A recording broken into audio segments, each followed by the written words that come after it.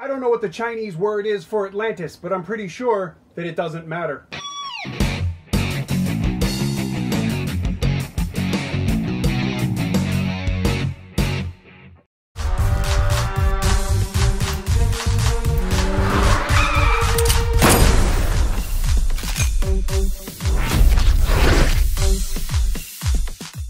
Hi, welcome to the Silver Spleen. My name is Joe Hazelwood, and this is my review of Sinking City: Capsule Odyssey. What happens when a society breaks the social contract? You know, you do well in school, you stay out of trouble, you get a job, you get married, you have kids, you buy a house, right? Well, what happens if you hold up your half of that bargain, but the society or the government doesn't? Well, you get Hong Kong in 2017. Due to government policy and the influx of less than unquestionable money from up above, a whole generation of this city's citizens are faced with knowing that they'll never be able to buy a home. That's not hyperbole or bedwetting liberal sympathy. It's a mathematical fact. But like so many other things in life, the why and the how of it don't really matter. What matters is that these people have to find some way to live with that situation. Sinking City is a story about people in Hong Kong finding a way to live in a city that seems to be working very hard at keeping them from achieving their dreams. Pak Ho Chow plays a young man mired so deeply in debt that he ends up living in a subdivided flat, a sort of human kennel that is, for those who may not know, a depressingly non-fictional form of residence in Asia's so-called world city. He meets his new neighbors, a collection of strange but likable people that society would like to call losers. Bob Lam is a paroled convict trying to walk the straight and narrow path. Baby John Choi plays a young man who,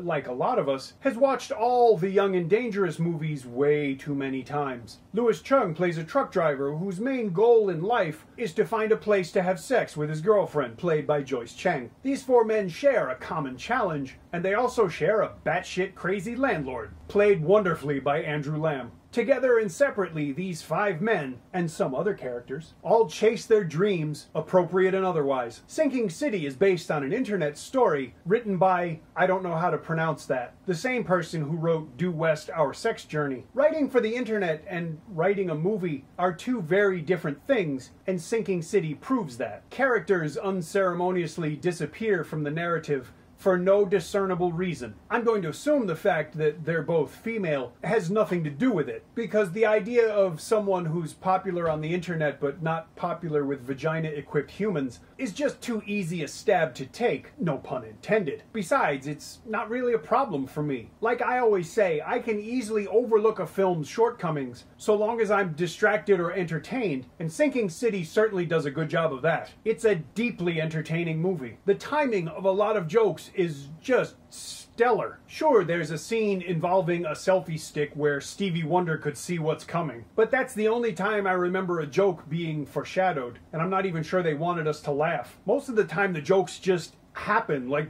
booby traps, right in the middle of what you would think are setups. It's nice to see a movie give its audience enough credit to not slavishly foreshadow a joke so heavily that a houseplant could get it. Now, this kind of ambush humor is constant in Sinking City, and it keeps the energy of the film at a really high level because you never know when another joke is going to go off. And the jokes, whether spoken or staged, are often witty, dry, and astute, but a lot of the other times they're just swift, cruel, and vicious. I loved it. I frequently found myself laughing at things that I shouldn't, for either moral or intellectual reasons, but they were just too funny and I couldn't help myself. The key, I think, is that they were all presented well, and I am sincerely very grateful for that. But that goes for pretty much the whole movie. I admired and appreciated some of the political points that get made in Sinking City. I can vouch for at least one of them being true from personal experience. But what I like the most about them is that they were presented very matter-of-factly, whereas some recent local films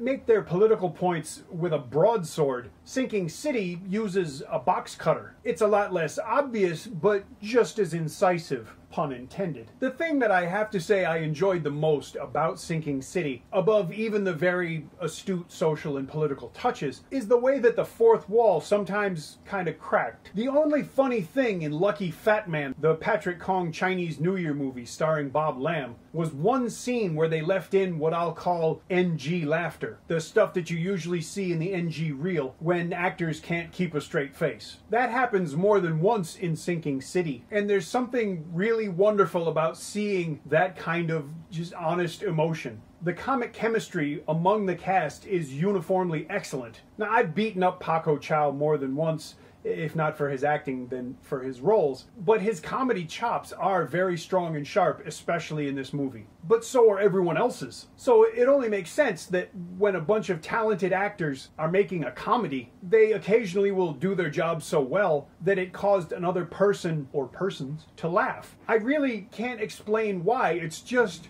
really great to be able to see that. You'll know what I mean when you watch Sinking City, which I strongly encourage you to do. I enjoyed myself a lot more than I expected to watching this movie, and I expected to enjoy it a lot. Now, on one hand, this movie is virulently local in the way that it sends up Hong Kong's brutal social realities. The more you know and understand about Hong Kong, the more poignant and funny a lot of the movie becomes. But at the same time, it's not necessary to know anything about the city to still really enjoy this film. Now, I'm a fan of black humor, and this movie is at times incredibly dark. It's also absurdist in the right ways. You think your dog does good tricks? Wait till you see Alec the Corgi. Oh, and Sinking City gets bonus points for the use of the word mensch in the English subtitles.